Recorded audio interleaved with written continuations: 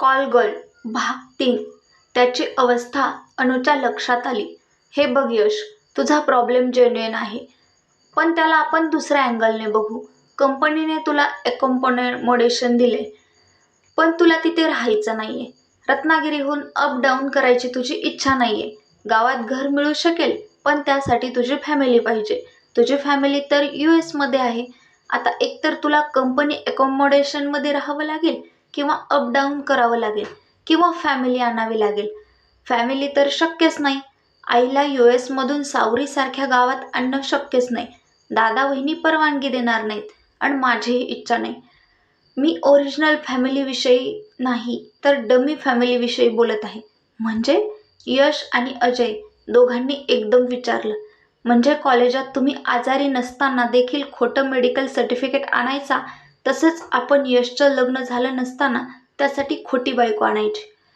खोटी बायको आणणं काय मेडिकल सर्टिफिकेट आणणं एवढं सोपं आहे का? आणि मला तिथे 1 वर्ष काढायचं आहे. वर्षभर माझ्यासोबत कोण राहायला तयार होईल?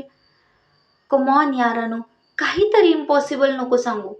यश, इम्पॉसिबल असं काहीच नाहीये. माझा प्लॅन तर ऐकून घे.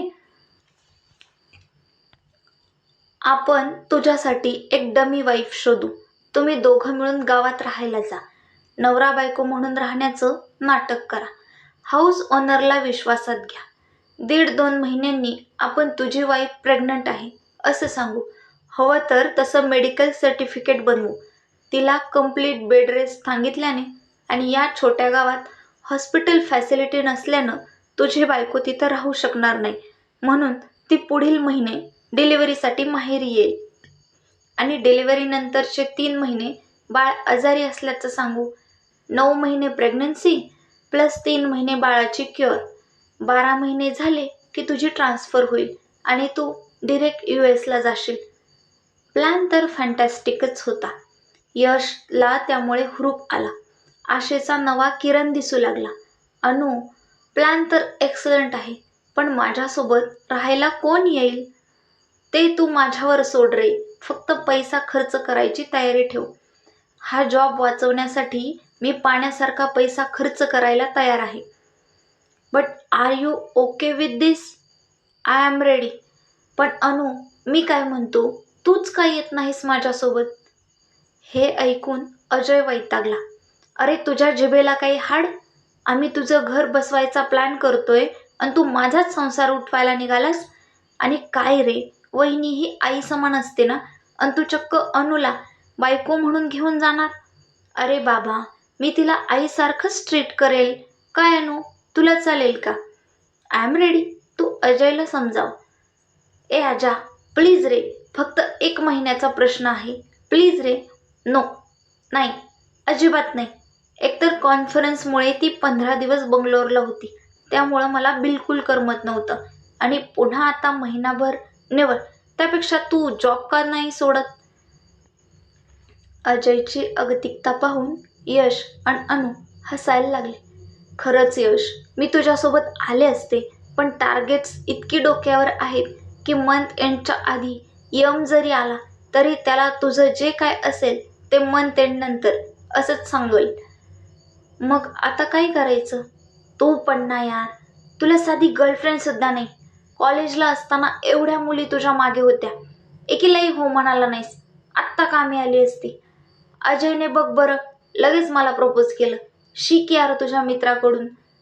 उनमें वो बात नहीं थी यार. आणि अनु, तुझी गोष्ट वेगळी आहे. तू हो म्हणावीस म्हणून आजाने सिद्धिविनायकाला साकडं घातलं होतं, आणि आजही तो दर मंगळवारी सिद्धिविनायकाला जातो. खरंच Ajay? I love you dear. एगा, उगाच काहीतरी सांगू नकोस. माझी गणपतीवर श्रद्धा आहे म्हणून मी जातो. काहीतरी फालतू बोलू नकोस. मी फालतू बोलते? अरे मी जर सोबत नसतो तर अनुने तुला कधीच हो म्हणलं नसतं. ही गोष्ट खरी आहे हं. अजयने प्रपोज केल्यावर मी सुद्धा विचार केला की जो मुलगा यश प्रधानचा बेस्ट फ्रेंड आहे त्यामध्ये नक्कीच काहीतरी गट्स असणारच. पण एक गोष्ट सांगतो अनु, जर माझ्यासोबत आजा नसता तर मी आज इथपर्यंत पोचलोच नसतो. त्याने माझ्यासाठी जे केलंय ते दादा पण करू शकला नसता. He is my brother. From another mother. I know यार, तुमची जर्नी मी पाहिलं आहे. I am proud of your friendship. Sorry, our friendship. So, तर मग आम्ही दोघं तुझ्यासाठी डमी वाईफ सर्च करतो. तोपर्यंत तू लीव घेऊन मुंबईतच थांब. जर प्लॅन वर्कआउट झाला तर बायकोला सोबतच घेऊन जा.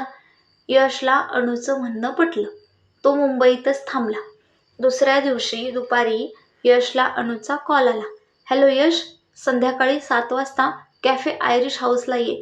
तुझी वर्ड बी वाईफ शोधली आहे. तुम्ही दोघं भेटा, बोला आणि डिसिजन घ्या.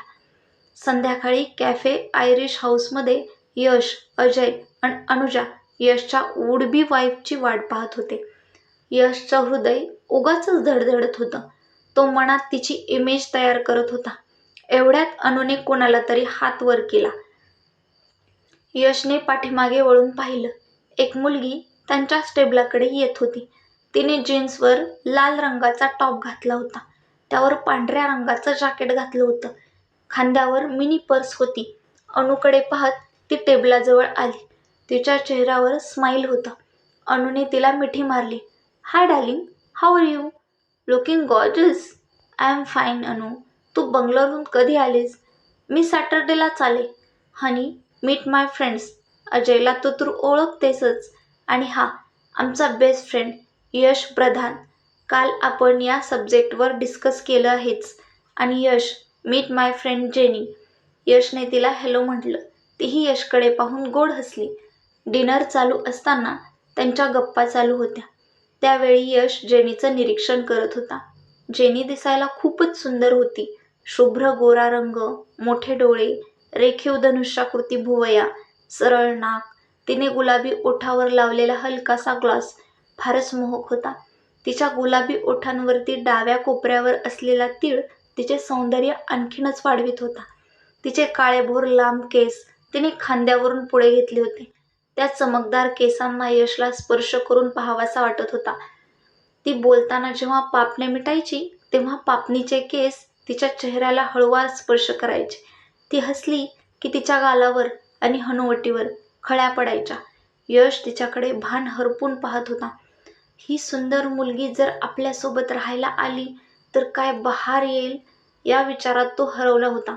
एवढ्यात अनुच्या बोलण्याने तो भानावर आला. यश, तू डेझर्टसाठी काय घेशील? माझ्यासाठी बटरस्कॉच आईस्क्रीमचा. आणि जेनी तू? मला व्हॅनिला आवडेल. थोड्या वेळाने अजयने अनुला खून केली. तशी अनुजा म्हणाली, यश, तुम्ही दोघं एकमेकांशी बोलून घ्या. जेनीला मी तुझ्याबद्दल थोडी आयडिया दिलीच आहे. पण तुमचे काही डाऊट्स असतील तर क्लिअर करून घ्या. आम्ही दोघं बाहेरच आहोत. अनु नि अजय बाहेर गेले आणि टेबलावर ऑकवर्ड सायलेन्स पसरला. या कथेचा पुढचा भाग नक्कीच तुमच्यासाठी लवकरच घेऊन येत आहे. आवडल्यास शेअर करा आणि हो, चॅनलला सबस्क्राईब मात्र नक्की करा. तुमच्या प्रतिक्रिया कमेंटद्वारे नक्की कळवा. धन्यवाद.